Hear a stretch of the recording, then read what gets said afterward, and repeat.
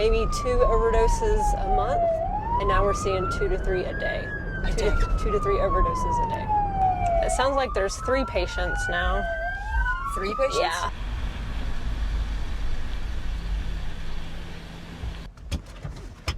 Big crowd. Yeah. You gotta stay back for me. I got 1 fatal in the back of the medic right now. There's 3 patients total. This guy was laying outside of the van, and then the driver of the van is still in there now, and they're giving him Narcan, and they're doing CPR on this guy right now. Instead of bringing a dead body to the hospital, we usually field terminate, and then the coroner will come get him. So. Wait a minute. The man that's in the ambulance might die? Yeah, probably. It's not looking good.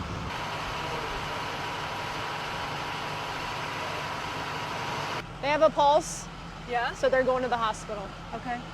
So that's good. The man who was in bad shape has a pulse? Yes. That's good news. Yeah, that's great news. Have you all seen children on calls?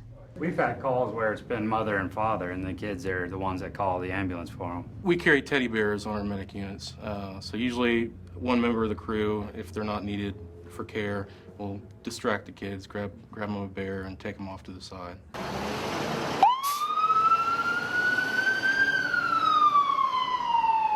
Most of the time, it's adults that Dayton Fire sees on these calls, but 19 times this year, they've had to respond to calls for children with opioids in their system.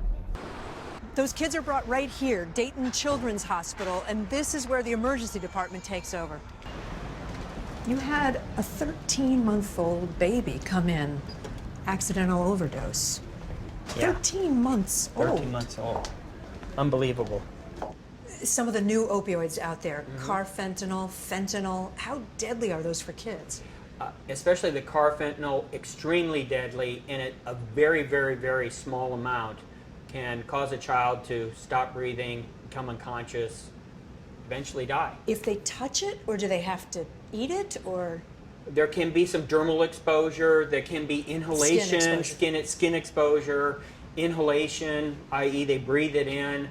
Obviously, the most common thing I would think would be probably that they ingest it orally. Kids are exploring at the age of 2, 3, 4. They find a baggie on the floor, smells good or looks interesting, I'm gonna put some of this in my mouth. Many times we don't know it right away. How do you figure it out? How do you know if a child is, out of it because they're on opioids? Autopsy.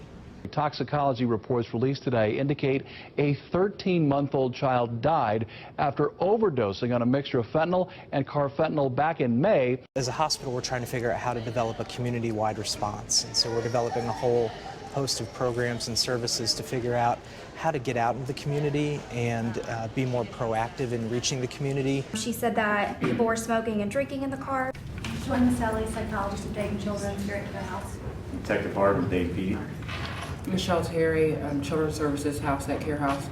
Detective Holly Russ, Dayton Police Station here at Care House. We see physical abuse, we see sexual abuse, child sex trafficking. That's hard to process, Yes. I think that as people grow desperate to obtain money to buy drugs, they're looking for the means to do that. And unfortunately, selling children for sex is a very lucrative thing to do. As far as mental health, what are the biggest issues that you see? Is anxiety. They don't know what's going to happen. And that anxiety then follows through for many years and results in all kinds of problems with these kids because there's not an end in sight.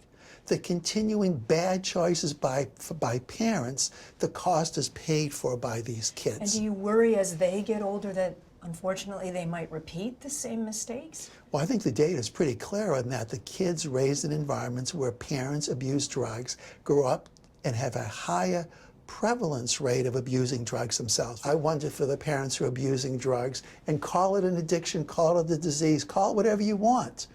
But at the same time, the choice they're making results in bad things to their kids. A lot of your colleagues here would say it's not a choice, it is a disease. I know, but there's a certain point in which you gotta make a tough decision in life.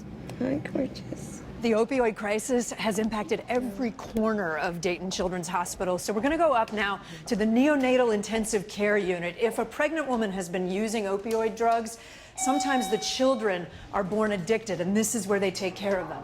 She's hungry. Yeah, I'm working on that. Yeah. Is she doing better? Yes, a lot better.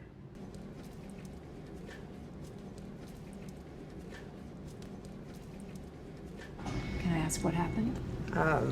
He was born very early, just had a lot of problems. And was that because of drug use? That was because I was in active addiction, yes. That must have motivated you to want this pregnancy to be different. Like, almost right away, I was like, you know, I can't live through that again. Do you worry that she might be impacted just because she had the drugs in her system? I do.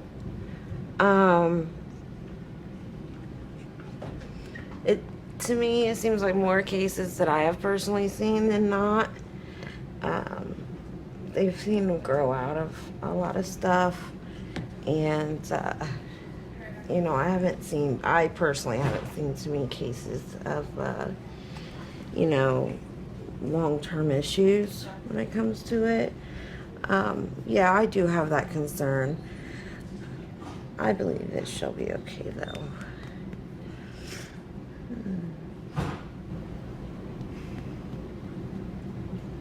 She's so precious. Thank you.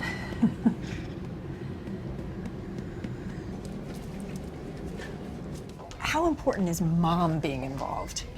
You know, I think mom is probably the most important piece of the puzzle. It seems like every inch of this hospital is having to deal with the opioid crisis, Yes. including here. Absolutely. And it's only gotten worse over the last 10 years that I've been here. And I think one of the saddest things that I see is the babies that are rooting and they're trying to get something in their mouth and they just can't get their mouth to do what they want it to do. They can't take a bottle. They can't take a bottle, pacifier. they can't take a pacifier because they just can't get their lips to form that seal around the bottle or the pacifier And that's related. to suck. That's related to drug That's related use? to their withdrawal. Yes. With all these babies, what's your first goal? The first goal is to try and keep from using medicine, honestly. We want to keep the baby's symptoms as mild as possible, so we want to maximize the things that we can do that don't involve giving them medication. That's holding, it's cuddling, it's a darkened room, it's mom being present, someone available to swaddle them. Developmentally, does anyone know what's going to happen to these babies down the road? I don't think we do yet. This is Jude, and he's 2, and he's been coming to the hospital's newborn follow-up clinic for a couple of years now. His birth mother was using heroin all through her pregnancy, and these are his adoptive parents. We have Ashley and Jay. You guys have been coming to just check his progress, right? And make sure there's no long-term effect. Yeah, absolutely. Is he meeting all the developmental milestones for a 2-year-old? Yes. Yeah, we think so. And even in some ways, he's ahead of the game because he's been coming here, we think. Can we do peekaboos? You see our light? Peekaboo.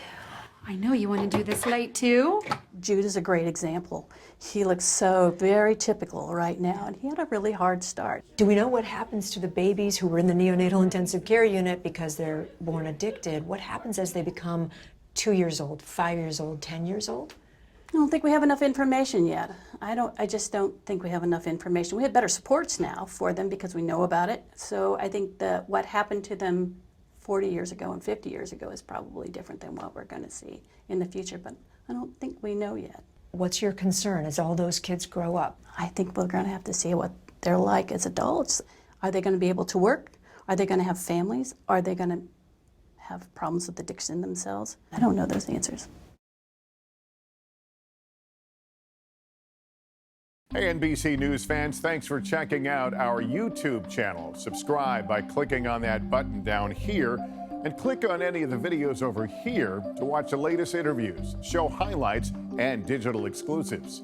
Thanks for watching.